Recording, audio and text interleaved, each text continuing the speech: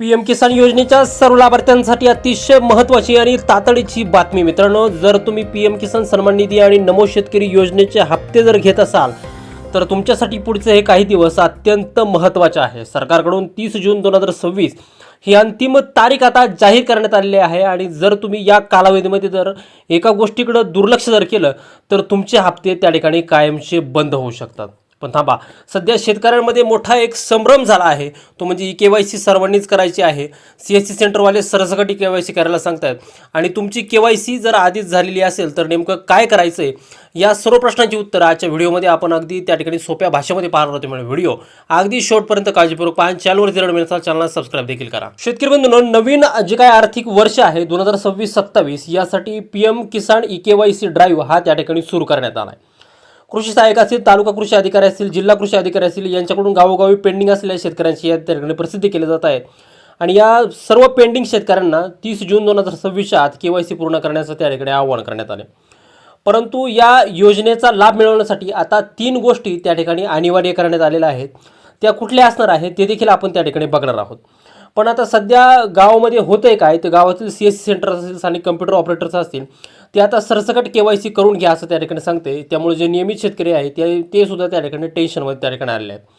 पण एक महत्त्वाची गोष्ट समजून घ्या, सध्या पेंडिंग केवायसीची याद्या ह्या त्या ठिकाणी बहुतांशी गावामध्ये त्या ठिकाणी आलेल्या आहेत आणि यामध्ये जे काय मयत शेतकरी आहेत किंवा काही शेतकऱ्यांनी आपल्या जमिनी विकल्या आहेत किंवा काहींचा ॲग्रिस्टॅक आय डी नाही आहे, त्यामुळे ते केवायसी करू शकत नाही आणि याच कारणामुळे सरकार वारंवार हा ड्राईव्ह राबवून नक्की पात्र असलेले शेतकरी किती याचं व्हेरिफिकेशन त्या ठिकाणी करत आहे।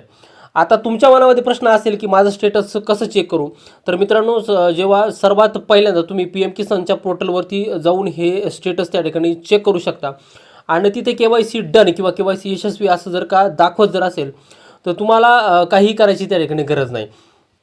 आता दुसरी गोष्ट म्हणजे पीएम किसानच्या अधिकृत मोबाईल ॲप्लिकेशनमधून आता ही जी काय फेस केवायसी आहे ती त्या ठिकाणी तुम्हाला करायची आहे। ती जर दिवसातून 2 किंवा 3 वेळा जर केली तर तिथं केवायसी सक्सेसफुल दाखवतं। याचं कारण असं की जेव्हा तुम्ही फेस केवायसी करता तेव्हा सरकारला डिजिटल पुरावा मिळतो की हा लाभार्थी त्या ठिकाणी हयात आहे, म्हणजे जिवंत आहे। आता स्वतः लाभ घेत असल्यामुळं ते ॲपवरून पुन्हा केवायसी होणं ही एक चांगली त्या ठिकाणी गोष्ट आहे, त्यानं तुमचं व्हेरिफिकेशन त्या ठिकाणी होणार आहे।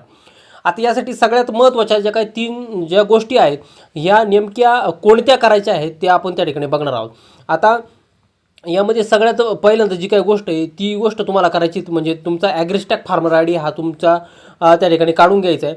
दुसरी, हा जर आय डी जर असेल तर तुमची ई केवायसी पूर्ण असणार आहे आणि तिसरी गोष्ट म्हणजे तुमचा जमिनीचा जो काय जो लँड सेडिंगचा डेटा आहे तो त्या ठिकाणी मॅच होणं अत्यंत महत्त्वाचं आहे आणि तरच तुमचा जो काय पीएम किसानचा येणारा पुढचा हप्ता आहे तो तुमच्या खात्यामध्ये त्या ठिकाणी येऊ शकेल।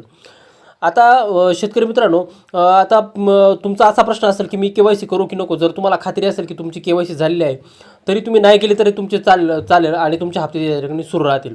आणि दुसरी गोष्ट म्हणजे तुम्हाला जर करायची जर असेल तर तुमच्या मोबाईल फोनमध्ये पीएम किसान ॲप हे ॲप्लिकेशन त्या ठिकाणी तुम्ही डाउनलोड करा आणि स्वतःच तुमची जी काय फेस केवायसी आहे ती त्या ठिकाणी मोफत तुम्ही करू शकता। जर तुम्हाला जर जमत नसेल तर सुशिक्षित माणसाची त्या ठिकाणी मित्राची तुमच्या मदत घ्या आणि ते जर शक्य नसेल तर जवळच्या सीएससी सेंटरवरती जा, तिथं त्या ठिकाणी ऑपरेटरला जे काही त्याचं शुल्क असेल ते द्या, जेणेकरून तो तुमची जी काही केवायसी ती त्या ठिकाणी कन्फर्म करून देईल। तर शेतकरी मित्रांनो, याच्या 30 जून 2026च्या आधी आपली जी काही केवायसीची स्थिती आहे ती त्या ठिकाणी तपासून घ्या। आता ही केवायसी ऑनलाईन मोबाईल पद्धतीने स्वतः जर करायची जर असेल तर खाली कमेंट बॉक्समध्ये त्या ठिकाणी कमेंट करा, जेणेकरून या संदर्भात आपण एक महत्त्वाचा व्हिडिओ शेतकऱ्यांसाठी त्या ठिकाणी बनवू।